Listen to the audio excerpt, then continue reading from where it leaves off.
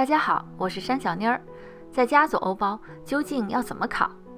你是不是也曾像我一样，把精心制作的面团放进烤箱，出炉以后，它暗淡无光，既紧致又没有耳朵。都说不能以貌取包，可是这样的面包有时候连切开看看它美好的内心的勇气都没有。不过其实你是希望它是这样的，色泽金黄，耳朵挺立，外壳酥脆，闪闪发光，有时候还有漂亮的裂纹。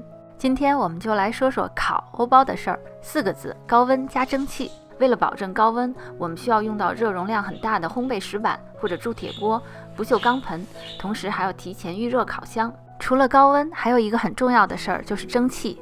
在进入烤箱最初的几分钟，面团因为受热而急速膨胀，面包师把这个现象叫做 oven spring， 烘焙弹性或者烘焙张力。在这个过程中，面团其实经历了一系列物理化学反应，比如酵母菌经历了最后的发酵过程，产生的二氧化碳气体会使面团体积进一步增大。如果面包结皮很早的话，就会限制它的膨胀。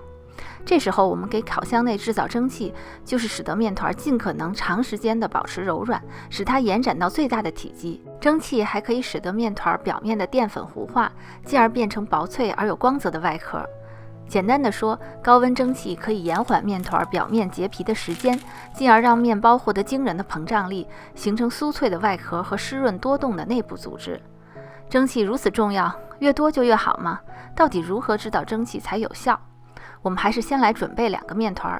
这2份面团是我目前做欧包所用的基础配方，具体的操作手法也可以参考我过去分享过的欧包视频。第2天上午取出面团，直接割包烤制，不用回温。在割包之前，先来预热烤箱。我的烤箱比较大，真正达到稳定的温度要近30分钟，所以我通常预热1个小时。割包的目的除了造型更美观，在烘烤的过程中会让面团内部的压力得到释放。恰到好处的割口和后期适当的蒸汽能让面包充分的炸裂。我今天用的是铸铁锅，在家烤欧包用带盖子的铸铁锅是很方便的一种方法，它的热容量非常高，盖盖子又可以产生蒸汽的效果。我今天就想通过盖盖子的时间的长短来实验一下蒸汽的多和少究竟会对面包有什么影响。我通常是用500华氏度、260度烤前半程，然后降温到450华氏度、230摄氏度烤后半程。右边这个在锅子里还放了3块冰块，10分钟以后先打开左边的锅盖，看它长这样子，裂口不是很大，然后继续烤15分钟。打开面团2的盖子，也就是说这个面团在密闭的锅子里烤了25分钟，比我平时盖盖子要多5分钟。外观看起来裂口还是挺不错的。然后2个面团都开着盖子继续烤15分钟。出炉了，先看一下外观。左边的面团，也就是加盖子烤的25分钟，这个体积更大，膨胀得更充分，拿起来感觉比较轻盈。通常用铸铁锅烤，底部上色都会重一些。加盖烤15分钟，这个面团裂口不大，耳朵不太明显，但显得更高。左边这个裂口处更粗犷一些，当然耳朵也更明显。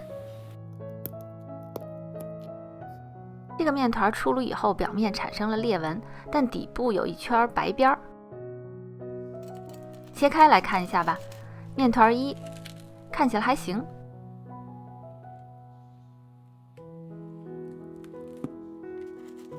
面团2好像哪儿不太对。猛一看，面团2的气孔更大，面团1的更紧致更细密。面团2整体非常软，上部气孔很多没有张开，内部的孔洞也大小不一，切片以后有些粘刀，软塌塌的。这个面包皮稍微厚一些，但也比较焦脆，吃起来味道上差别不是很大。不过蒸汽多的那个外壳下面那部分有一点黏。看到这个结果我还有点不过瘾，如果全程都没有蒸汽，或者全程都盖着盖子烤，又会是什么结果呢？而且如果没有铸铁锅，用石板效果会不会不一样呢？就再做2个看看。为了对比方便，我用了不锈钢盆扣在其中1个面团上，另外1个是面没盖，就是干烤，没有蒸汽。但是中途又犯了个错，习惯性的打开了盖子，相当于左边这个就是我日常烤欧包的状态。正常烤的这个表皮酥脆，非常有光泽感，耳朵明显。用石板烤，底部上色也是比较好。右边这个既没有光泽，膨胀的也非常不均匀。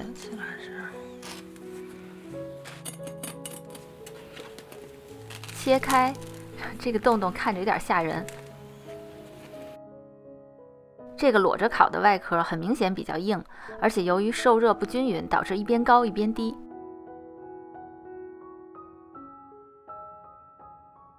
最后再来一组，一个全程扣着不锈钢盆，另外一个还是裸着烤。出炉啦！这两个面包真的是精心制作的，感觉面团的状态非常好，但因为烤制方法的不同，产生了如此大的区别，真是有点歪瓜裂枣的感觉。我刚测了一下中心的温度，全程焖着烤的这个是97摄氏度，另外一个是99摄氏度。通常来说，97摄氏度烤熟是没问题的。左边这个全程扣着盆，上色特别浅，但能看出表皮的水泡，说明蒸汽太多了，表皮很韧，一点也不焦脆，感觉像是蒸馍，但裂口还是挺漂亮的。右边这个外壳依旧很硬，形状也更加的古怪。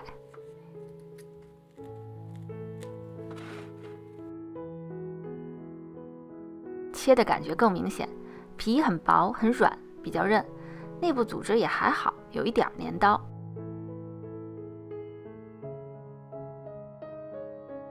这一个切起来还是很容易的，虽然表皮有些硬，但还是焦脆的，比正常烤的皮稍微厚点。这几天烤了这么多面包，其实得出的结论无非是烤欧包需要高温加合适的蒸汽，蒸汽太多，皮比较韧，反而失去了焦脆的外壳。蒸汽少，明显的影响面包的外观，当然内部组织也更细密一些。但是无论怎样烤，面团还是最重要的，而且烤出来再难看也没怎么影响面包的味道，就是空口吃也是入口一点点酸，但是后味是甜的。最近特别喜欢把面包头蘸上浓稠的酸奶吃，酥脆的外壳，柔软的内心，搭配上凉爽的酸奶，好像吃冰激凌的感觉。一个面包也能这么好吃。谢谢你的耐心观看，欢迎给我留言，下次再见。